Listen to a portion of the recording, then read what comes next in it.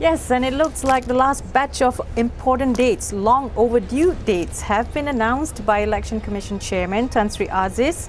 April 20th being nomination day, April 30th early voting, and D-Day or election day is on May the 5th. Other important details announced: 400 million ringgit spent for GE13, and the last electoral roll is standing at some 13.2 million Malaysian voters. Let's talk to Datuk Seri Wong Chun, GCE of the Star, to find out more. Hello, Datuk Seri. Hello. Yeah. Important dates have been announced. Datuk Seri, what would be the most significant point or thought that comes to your mind?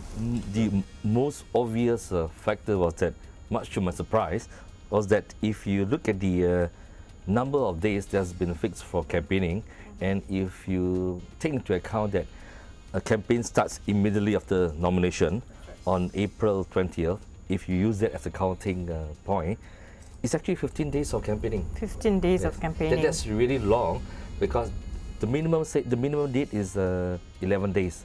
But I thought that it could be 12 days, 13 days, but 15 days is really long when we have taken into account that the parties have been campaigning for the last 5 years. Okay, now, if you look at the previous elections, in 2008 it was 13 days, and in 2004 it was 8 days. So this time 15 days of campaigning. Why do you think? I'm still trying to figure out why do we need such a long period. You and I have been talking about campaign fatigue, right? To have 15 days is really a long time. Previously in 1959 until 1969, they used to have 35 days of campaigning. Those are long days of but campaigning. we're talking about those days when, besides RTM, there were no other avenues. There were no internet.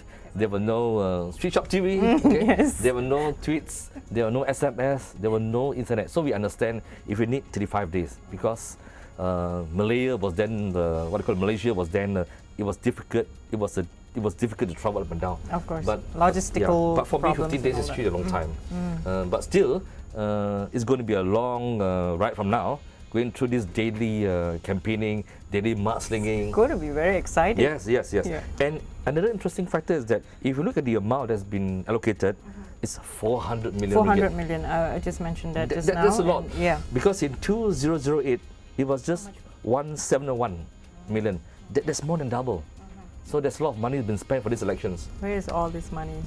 I suppose logistics, take into account the number of people involved, and 8,000 over polling stations as well needs to be managed. Absolutely. And given the fact that it's going to be a very close election, I think that election commissions will want to make sure everything's in place.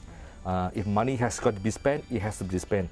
But I think they want to get it right. And if that's the reason, I think that they're doing the right thing. I wanted to ask you this from the start. Were these dates the ones that you actually speculated? No, because I was looking at April. I was looking at April because I was looking from a point of view that it would not be too long a campaign period, because the officials from the Election Commission actually went on record to say that if given a chance, they would prefer that it wouldn't be too long. No? They must have taken into account various factors. Perhaps they wanted to look at Sundays, weekends. They took them into account. That could be the reason. But in past elections, voting have actually taken place on a working day. So it's not unusual, but a weekend is always a preferred date for most people. And, but still, as I say, that 15 days is too long. There might be other people who do not agree with me, but for those of us who have been in the media, it's too long. Okay. But I think now that the date has been fixed, I think it makes planning a bit easier for everybody. Right. Perhaps what would be the reason, I mean, significant reasons that perhaps the 15-day is actually required, like maybe in terms of the list, or, in terms of mechanisms, in terms of what would be actually the factors that would be taken into account? 11 days is the minimum. And I think that given that, although we have said that they have been campaigning for the last 5 years, if they were to minimize it to 11 days. There'll be some who say that, look, why are you limiting it to just to the minimum? And I think to look in all fairness, and I think that 15 days could perhaps be a meeting point, long for us, but may not be long for the campaigners and politicians, right? If given a chance, they will want it to be much longer than 15 days, right? That's right. So what next? Of course, an exciting thing to look forward to would be the list. Yes, the list. I think that the names of the candidates from both sides will be very crucial, because there'll be this large number of voters as well, who will only decide on who to vote after they look at the names of the candidates. There may be many who have decided who to vote based on parties, but there will always be middle ground, the large chunk of voters who says, let's see your list. So the next step for you and me is to look at who is in, who is out. That. Any surprises, Datuk Seri? Do you expect any major surprises in terms of the list? I expect the Barisan Nasional to put in a lot of new faces, maybe 30%, first-timers, and quite a number of the ministers who may have got to make way for young people to come up. That should be the next what do you call it, the excitement that's to come. And it's coming soon over the next few days. Yes, right. We will definitely have the Sri Wong Chun back on our set, GE13, the Showdown.